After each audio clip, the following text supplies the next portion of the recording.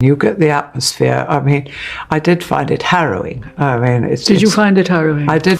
The atmosphere inside the grand halls of Kensington Palace had never felt this heavy before. It was a suffocating silence that crept through the long corridors, past the rows of historic oil paintings, and behind the massive oak doors where the future of the British Monarchy was quietly being rewritten. For many months, the public had looked at the royal institution as a pillar of unwavering tradition, a perfect facade of unity and grace. However, beneath that glittering surface lay a simmering tension, a silent power struggle fueled by silent ambitions and hidden resentment. Most people on the outside believed that if any major structural changes were to happen within the family, the one who would solidify her influence and claim the highest position of respect would be Queen Camilla. She had stood by the crown through decades of turbulent storms, navigating the complex web of royal politics with a calculating patience. But the name that Prince William was preparing to announce to the world would shatter all expectations, shifting the axis of power toward a completely unexpected direction. It was a name that carried the weight of a new era, the name of an 11-year-old girl who represented both the hope of a modern nation and the ultimate threat to those who craved traditional control. Princess Charlotte was about to be pushed into the absolute center of a historic transformation, a decision that did not come lightly, but was forced by a series of shocking discoveries hidden deep within the palace walls. It all began to unravel on a bright summer day, June 6, 2026, when London was bathed in a deceptive warmth. Hundreds of international journalists and photographers had gathered early outside the palace, their long camera lenses pointed toward the main podium, like weapons waiting to capture a historical turning point. The air was thick with anticipation, but inside the private quarters, the mood was far more solemn. Prince William stood before a tall mirror, adjusting his formal attire with stern, unyielding expression. His shoulders were broad, bearing the immense responsibility of a future king, but his eyes reflected a deep anger that he had carefully suppressed for weeks. Beside him was Princess Catherine, his ever-supportive wife, whose serene outer smile barely masked the intense anxiety gripping her heart. She adjusted Charlotte's pristine white dress, looking into her daughter's intelligent blue eyes. Charlotte, despite her young age, showed a remarkable level of maturity, her golden hair catching the sunlight as she stood tall, ready to face the world. William took a deep breath, knowing that the words he was about to speak would change everything, creating a permanent rift within the palace walls, but saving the crown from a brewing disaster. As the family stepped out onto the podium, the flashing cameras erupted into a continuous, blinding frenzy. William approached the microphone, his clear, resonant voice echoing across the courtyard, officially announcing that Princess Charlotte would be taking on unprecedented responsibilities and a vital new role that would bridge the gap between ancient traditions and the modern public. While the crowd erupted into thunderous applause, the reaction within the VIP seating row was nothing short of a psychological disaster. Queen Camilla sat frozen, her fingers gripping the ornate wooden armrest so tightly that her knuckles turned stark white. A wave of fury rushed beneath her calm expression, flushing her face as she forced herself to maintain a rigid composure. For months, she had been quietly working behind the scenes, consolidating her alliances with senior palace advisors, firmly believing that her status as the late king's widow made her the only logical anchor for the monarchy's transitional period. She had envisioned a future where she held the strings of influence, guiding the royal narrative from a position of absolute security. Now, in a single moment, all her meticulously crafted plans were crumbling because a young girl. The whispers among the older advisors in the hall grew frantic, many questioning the wisdom of placing such an immense burden on a child, whispering that the decision was far too risky. But William's choice was not an impulsive move born out of blind affection. It was a calculated, necessary defense mechanism against a dark secret that had been brewing in the shadows of the palace, a secret that had traveled to the corridors until it reached the prince's hands, forcing him to re-examine the true loyalty of those closest to his inner circle. Standing silently in the background, observing the unfolding drama with sharp, unblinking eyes, was James Harland, a veteran royal bodyguard with over 25 years of flawless service. Harland was a man trained to notice the smallest shift in human behavior, a shadow among shadows. While his face remained a mask of professional stoicism, his heart was pounding against his chest. Hearing Charlotte's name officially announced felt like the triggering of an inevitable explosion. Harlan knew the dark truth that lay beneath the smiles and the formal handshakes. He had spent months carrying a burden of knowledge that could dismantle the reputation of senior royal members, a secret filled with jealousy, betrayal, and clandestine meetings behind locked doors. He remembered the quiet spring afternoon just a few months prior, when the initial seeds of this conflict were sown inside a secluded conference room. The senior council had met to discuss the long-term PR strategy for the monarchy, and it was during this meeting that Charlotte was unanimously praised as the perfect future face of Crown, due to her natural connection with the younger generation. Harlan, standing guard right outside the slightly ajar door, had watched Camilla's face turn into a mass of pure ice every time the young princess was commended.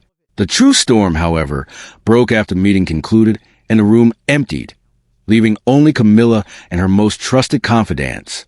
Harlan had listened in utter disbelief as the Queen's voice rang out, sharp and full of deep-seated resentment, openly mocking Catherine's modern approach and declaring that she would not allow her own years of sacrifice to be overshadowed by a child who had never faced a real crisis.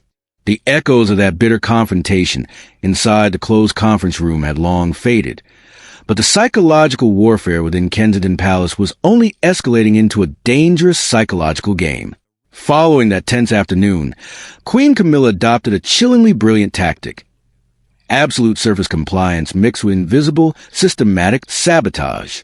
To the public and the mainstream media, she remained the perfect picture of royal dignity, frequently seen attending high-profile charity events with a warm, supportive smile that disarmed any rumors of internal friction. She even went as far as publicly nodding in agreement whenever future updates about the younger generation of royals were brought up in casual conversation. But behind that carefully maintained facade of loyalty, an administrative purge was quietly being orchestrated. James Harlan, the veteran bodyguard who had accidentally witnessed her raw fury, found himself at the immediate center of a sudden and unexplained personnel restructuring. Within days of that secret meeting, a formal transfer order landed on his desk, signed by a high-ranking palace official known to be fiercely loyal to Camilla. Without any logical justification or a standard exit interview, Harlan and two other long-serving security officers who had been stationed near the hallway that afternoon were reassigned to remote, low-profile external details far away from the central chambers of the Wales family. It was a swift, calculating move designed to isolate Prince William, cutting off his ears and eyes within the palace by removing the guard dogs who possessed the instinct to sniff out treason. Harlan quietly accepted the transfer, packing his belongings with a stoic expression. But beneath his professional silence, a dangerous resolve was burning. He knew exactly why he was being pushed into the shadows, and he refused to let the future of the monarchy be derailed by a hidden plot born of pure greed. As the weeks advanced toward May, the atmosphere within the private corridors grew increasingly suffocating, like the heavy air before a massive summer thunderstorm. Camilla's invisible operations began targeting the very logistical foundation of Princess Charlotte's upcoming empowerment ceremony. Working through a network of trusted private secretaries and junior administrators who relied on her patronage, she began subtly manipulating the official preparation documents. Conflicting instructions were deliberately leaked to the event organizing teams. Sound and lighting schedules were mysteriously altered at the last minute, and a series of unauthorized adjustments were made to the VIP guest list, adding highly controversial figures while delaying the security clearance for Catherine's closest humanitarian partners. The objective was clear and deeply malicious. Camilla did not need to openly object to the ceremony. She simply needed it to become a chaotic, disorganized failure in front of the international press. If the event collapsed under the weight of administrative errors, it would provide her with the perfect ammunition to step forward and declare that William and Catherine's modern team was entirely incompetent, and that an 11-year-old girl was far too fragile to handle the structural weight of royal responsibilities. She wanted the public to see a disaster, forcing King Charles to intervene and restore the traditional authority back into her waiting hands. Every evening, she retreated to her private study, making encrypted phone calls late into the night, her sharp voice cutting through the midnight quiet as she demanded absolute perfection from her co-conspirators, entirely unaware that her desperate grip on power was leaving a trail of digital and human breadcrumbs. What Queen Camilla completely underestimated was the unbreakable bond of loyalty that decades of honorable service had forged between the veteran staff and the House of Wales. James Harland, despite being reassigned to the outer perimeter, refused to abandon his duty to the crown. Utilizing a lifetime of connections within the palace's internal communication network, he began quietly documenting every single administrative anomaly, tracing the contradictory orders back to their original source. When he gathered an undeniable trail of evidence, including altered meeting minutes and recorded internal complaints from confused event coordinators, Harlan knew he had to bypass the standard chain of command, which had already been compromised. On a rainy Tuesday evening, under the pretense of a routine security sweep, he managed to secure a brief, highly confidential meeting with Prince William in a secluded office within the palace archives. In a low, steady voice that carried the gravity of a lifetime of service, Harlan laid out the entire conspiracy, presenting the documentation of Camilla's systematic sabotage and her explicit plans to humiliate the family on June 6. William listened in complete, unmoving silence, his face transforming into a mask of cold, absolute steel. There was no outburst of rage, no impulsive panic. Instead, a profound, calculating calm settled over the future king. He looked at the evidence, then looked into the eyes of the loyal bodyguard, realizing that the rot within the palace was far deeper than he had ever anticipated. William thanked Harlan with a firm handshake, commanding him to return to his post and maintain absolute silence. The prince understood that a premature accusation would only allow Camilla to play the victim, triggering a massive public scandal that would permanently damage the monarchy. Instead, William decided to turn her own trap against her, allowing the sabotage to progress while quietly building an airtight, undeniable trap that would spring shut under the blinding lights of global scrutiny. The long-awaited day of June 6, 2026, finally arrived, bringing with it a radiant summer sun that illuminated the historic stone walls of Kensington Palace. Outside, the atmosphere was electric. Thousands of eager citizens lined the streets waving flags, while a massive contingent of international broadcasters adjusted their equipment, ready to beam this historic moment to millions of homes around the globe. Inside the main ceremonial hall, the air was thick with a dramatic blend of royal opulence and tight, unspoken anxiety. Queen Camilla arrived early, taking her place in front row of the VIP section, her posture impeccable and her face displaying a serene, victorious smile. She confidently believed that the administrative chaos she had set in motion over the past weeks would culminate today, turning the event into a public relations nightmare that would force the crown to rely on her traditional authority once more. She glanced toward the podium, entirely unaware that the trap she had carefully constructed had already been intercepted, dismantled, and reversed. When the trumpet sounded, Prince William stepped forward with absolute grace, flanked by Princess Catherine and their children. Princess Charlotte walked with an extraordinary poise that captivated everyone in the room, her elegant white dress reflecting the bright television lights. As William took his place behind the microphones, a profound silence fell over the massive hall. His voice filled the room, steady and powerful, as he officially announced that Princess Charlotte would step into her new, expanded role, serving as a dynamic bridge between centuries of tradition and the hearts of the modern generation. The applause was deafening, but just as the celebration reached its peak, the carefully planned script of the day took a stunning, unpredictable turn.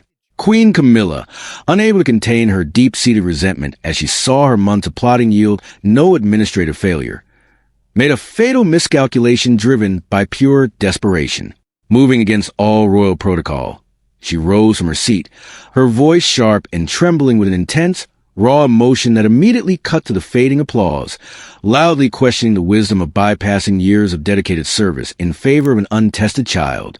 The entire hall froze into a deathly, suffocating silence. Journalists gasped and camera lenses instantly zoomed in on her flushed face.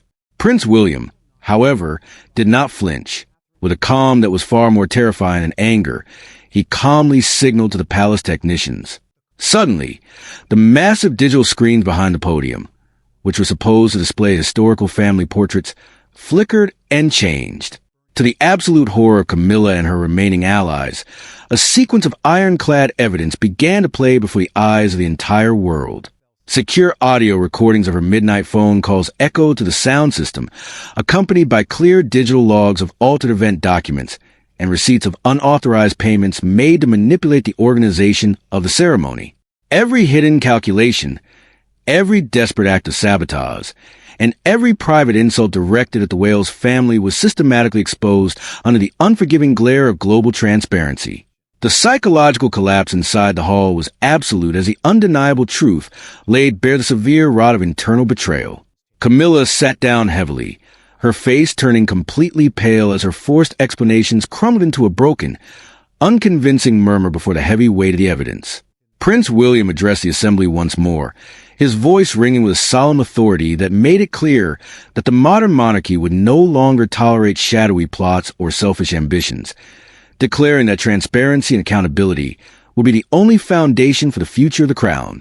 He then turned his gaze toward his daughter, extending his hand with a warm, proud smile.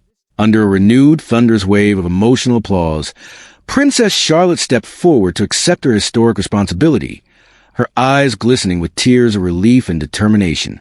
Princess Catherine gently wrapped her arms around her daughter's shoulders, tears of immense pride rolling down her cheeks after months of carrying the silent burden of worry. In the far corner of the room, standing completely unnoticed among the security detail, James Harlan watched the family stand united under the warm London sunlight. The heavy weight he had carried since that chilly spring afternoon was finally gone, replaced by a profound sense of fulfillment. His loyalty had saved the future of the crown. As the ceremony drew to a close, a powerful sense of renewal swept through the institution, proving that truth and unity would always triumph over the darkest calculations, opening a bright and unstoppable new chapter for the British royal family.